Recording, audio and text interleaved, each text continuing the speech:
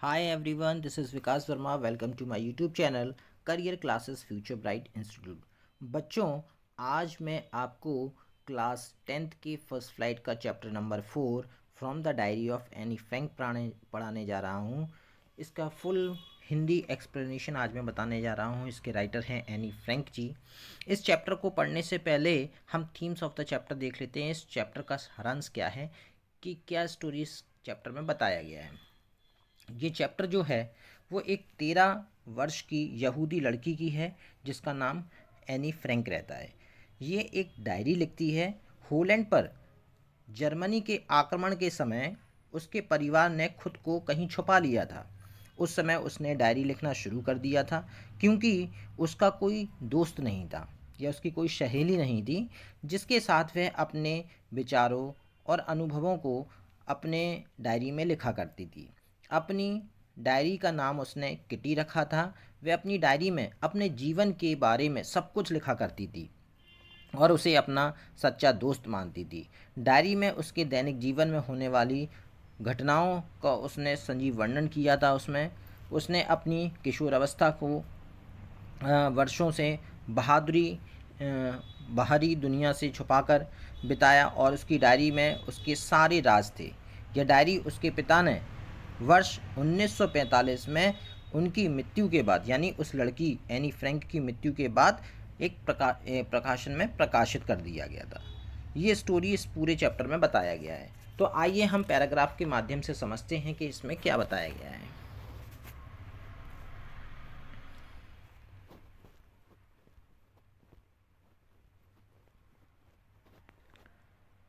देखिए यहाँ पर लिखा हुआ है,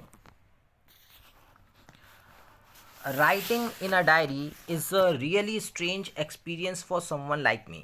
डायरी में लिखना मेरे जैसे किसी के लिए वास्तव में एक अजीब अनुभव है। Not only because I have never written anything before, केवल इसलिए नहीं कि मैंने पहले कभी कुछ नहीं लिखा है, but also because it seems to me that later on neither I nor any one else will be interested in the musing of the 13 years old school girl. बल्कि इसलिए भी कि मुझे लगता है कि बाद में ना तो मुझे और ना ही किसी और को 13 वर्ष की स्कूल की लड़की के विचारों में कोई दिलचस्पी होगी। ओह well, it does not matter. अच्छा ठीक है, इस बात का कोई महत्व नहीं है। I feel like writing and I have an even greater need to get all kinds of things of my chest. मैं लिखना चाहती हूँ और मुझे इससे भी अधिक अपने सीने से सभी प्रकार के बोझ को हल्का करने की आवश्यकता है। देखिए इस चैप्टर में ये बताया गया है कि जब किसी के मन में बोझ होता है तो वो अपने मन का बोझ कैसे हल्का करता है, डायरी को लिख कर करता है। कहा गया है, paper has more patience than people. कागज में मनुष्य से अधिक धैर्य होता है। I thought of this saying on one of those days.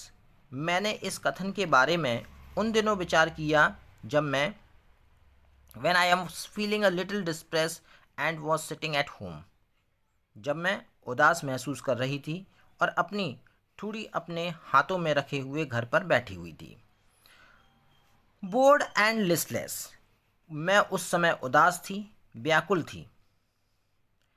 Wondering whether to stay in or go out, और निसाहस थी, यह सोच रही थी कि मुझे घर पर रुकना चाहिए। I finally stayed where I was boarding. Yes, paper does have more patience, and since I am not planning to let anyone else read this stiff backed notebook currently referred to as a diary. अंत में मैं जहाँ थी वहीं चिंतन करते हुए रुक गई। हाँ, कागज में अधिक धैर्य होता है, और क्योंकि मैं यह योजना बना रही थी कि इस सख्त कवर वाली नोटबुक, जिसे शान से डायरी कहा जाता है, unless I should ever find a real friend, तब तक किसी दूसरे को पढ़ने ना दूं जब तक कि मुझे कोई सच्चा मित्र ना मिल जाता। I probably wouldn't make a bit of difference, तो संभवतः इससे ज़्यादा फर्क नहीं पड़ेगा। Now I am back to the point that prompted me to keep a diary in the first place. I don't have a friend. देखिए, इसमें कहा गया है अब मैं उस बिंदु पर वापस आती हूँ जिसने मुझे पहली बार यह डायरी रखने के लिए प्रेरित किया। मेरा कोई दोस्त नहीं था। Let me but it more clearly, since no one will believe that a 13-year-old girl is completely alone in the world. मैं इसे और स्पष्ट कर दूं क्योंकि कोई भी विश्वास नहीं करेगा कि एक तरह 13 वर्षीय लड़की दुनिया में पूरी तरह से अकेली है। एंड आई एम नॉट, और मैं अकेली नहीं हूँ। I have loving parents and a 16 years old sister. मेरे पास स्नेह माता पिता का स्नेह है और एक 16 वर्षीय बहन है। I have a family loving aunts and a good home. और लगभग 30 व्यक्ति हैं जिन्हें मैं मित्र कह सकती हूँ। मेरा एक परिवार है, प्यार करने वाली चाचियाँ हैं और एक अच्छा घर है। No, on the surface I seem to have everything except my one true friend. नहीं, ऊपरी तौर पर लगता है कि मेरे पास सब कुछ है सिवाय एक सच्चे मित्र के। All I think about when I am with friend is having a good time. जब मैं अपने मित्रों के साथ होती हूँ तो मैं अच्छा समय व्यतीत करने के बारे में सोचती हूँ। I can't bring myself to talk about anything but ordinary everyday things. मैं केवल सामान्य प्रतिदिन की चीज़ों के अतिरिक्त किसी भी संबंध में बातें नहीं कर सकती हूँ। We don't seem to be able to get any closer and that's the problem. हम करीब आने के योग्य दिखाई नहीं देते और यही समस्या है। Maybe it's my fault that we don't confide in each other. शायद यह मेरी ही गलती है कि हम आपस में एक दूसरे से निजी बातें नहीं कर सकते। In any case, that's just how things are. फिर भी ऐसा ही है और दुर्भाग्यवश इन्हें बदला भी नहीं जा सकता। And unfortunately they are not liable to change. This is why I have started the diary. यही कारण है कि मैंने डायरी लिखना आरंभ किया। To enhance the image of this long wasted friend.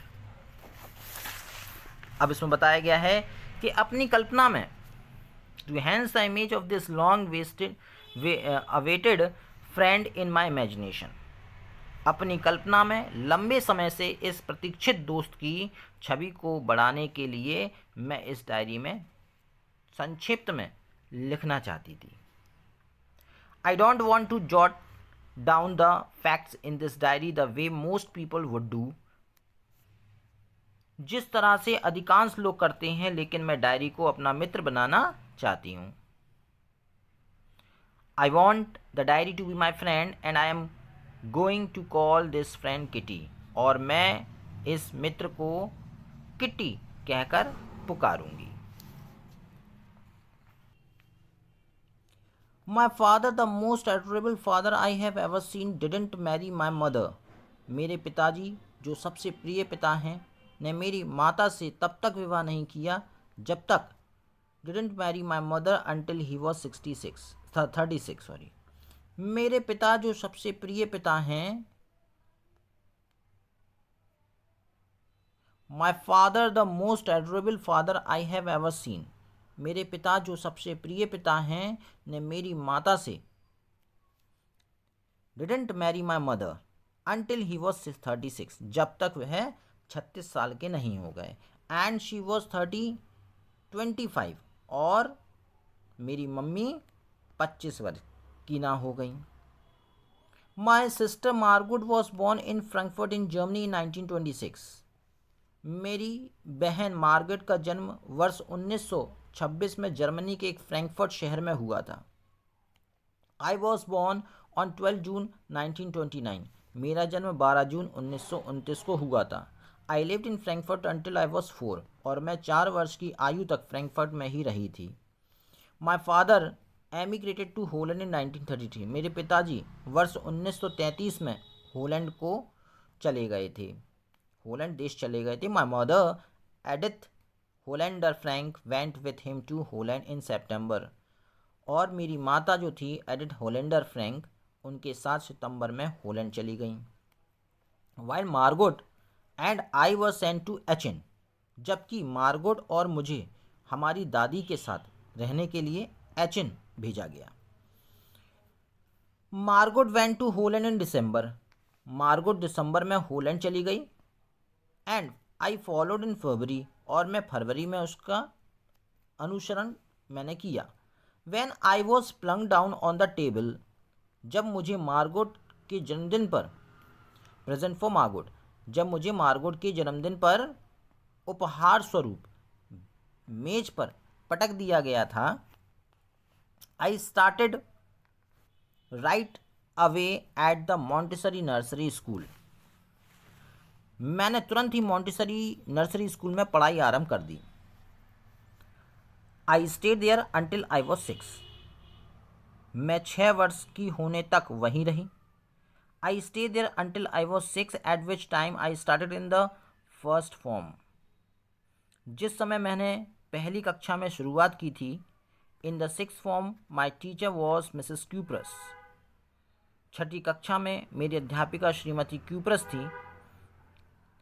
At the end of the year we were both in tears as we said a heart-breaking farewell, जो उसकी क्यूप्रस जो श्रीमती अध्यापिका थी, जो कि एक और क्या थी, प्रधानाध्यापिका भी थी, और वर्ष के अंत में उन दोनों ने जब एक दूसरे से हृदयपूर्वक विदाई ली तो उन्हें बड़ा दुख हुआ।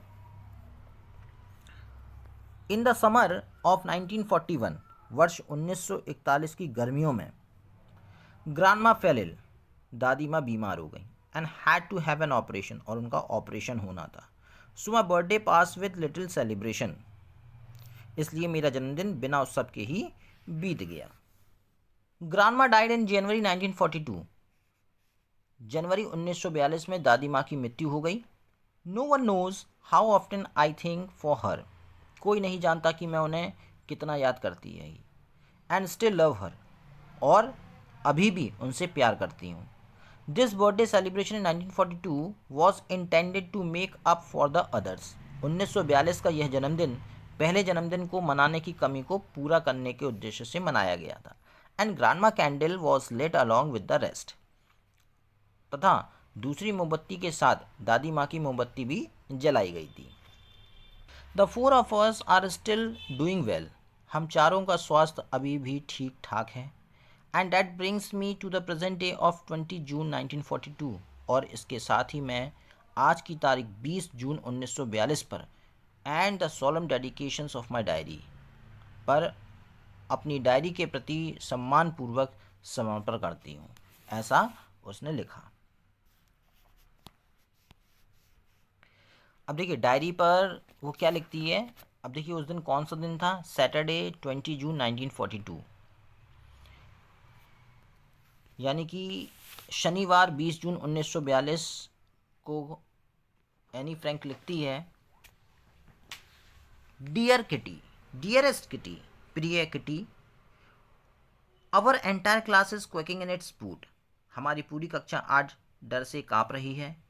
The reason, of course, it is the forthcoming meeting in which the teachers decided who will move up to the next.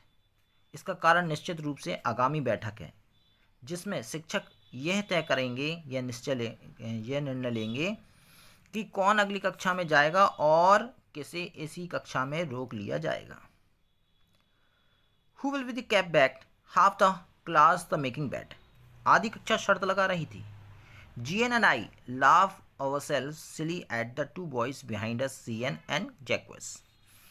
GN और मैं हमारे पीछे दो लड़कों CN और जैक्वस की मूर्खता पर हंस रहे थे।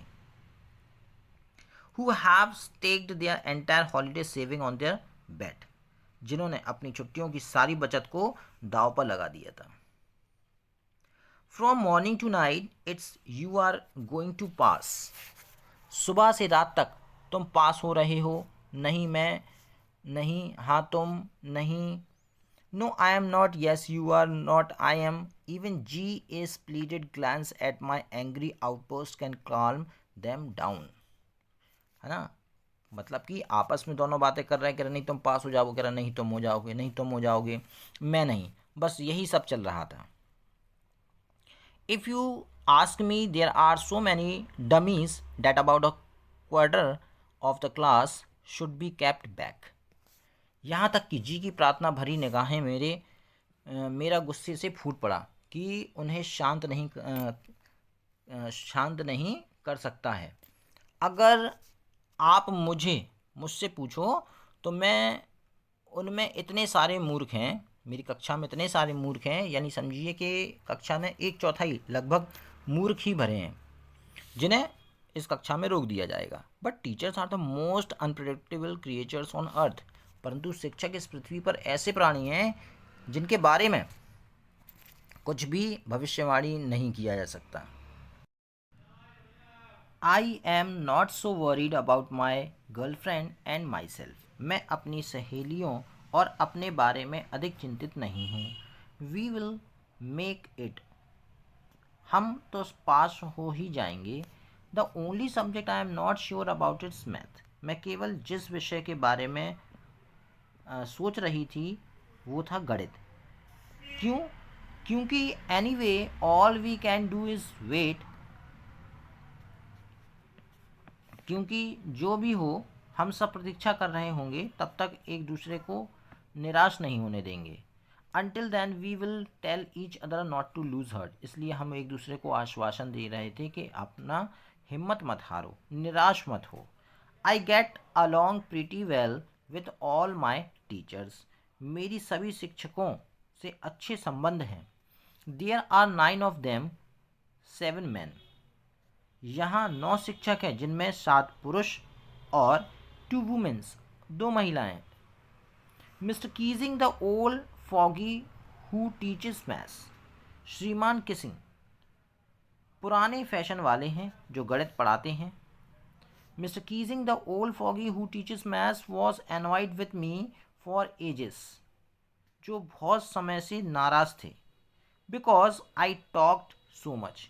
क्योंकि मैं बहुत बोलती थी। आफ्टर सेवरल वार्निंग ही असाइन मी एक्स्ट्रा होमवर्क।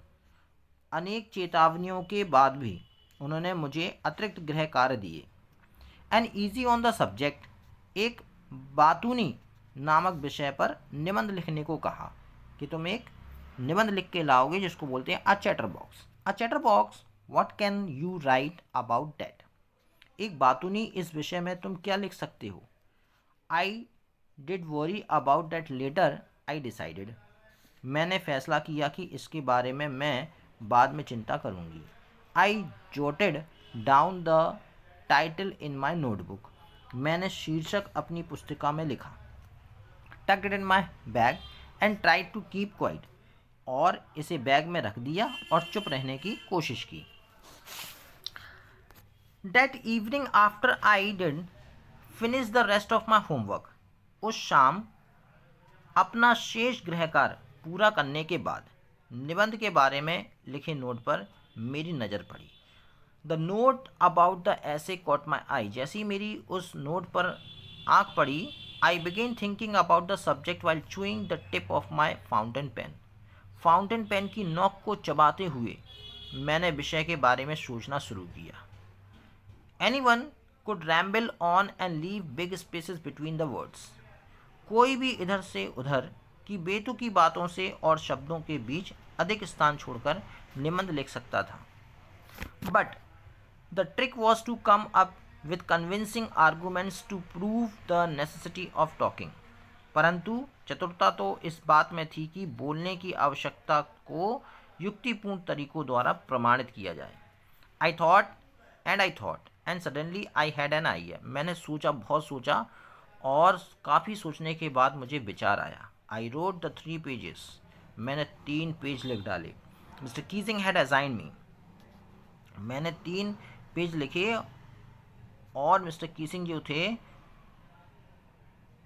अजाइन मी, वो संतुष्ट भी हुए, and was satisfied. I argue that talking is a student state, मैंने तर्क किया कि बातें करना एक विद्यार्थी का गुण है, and that I could do my best to keep it under control, और मैं इस असंभव नियंत्रित करने का प्रयत्न करूंगी। मैंने ऐसे टीचर से कहा कि मैं अपनी इस आदत को अपने कंट्रोल करने की कोशिश करूंगी आगे चल के, but that I would never be able to cure myself of the habit since my childhood, लेकिन इस आदत का उपचार मैं अभी नहीं कर पाऊंगी क्योंकि my mother talked as much as I did if not more, क्योंकि मेरी माँ भी ज़्यादा नहीं तो मेरी जितनी तो बोलती थी, and there was not much you can do about inherited trades,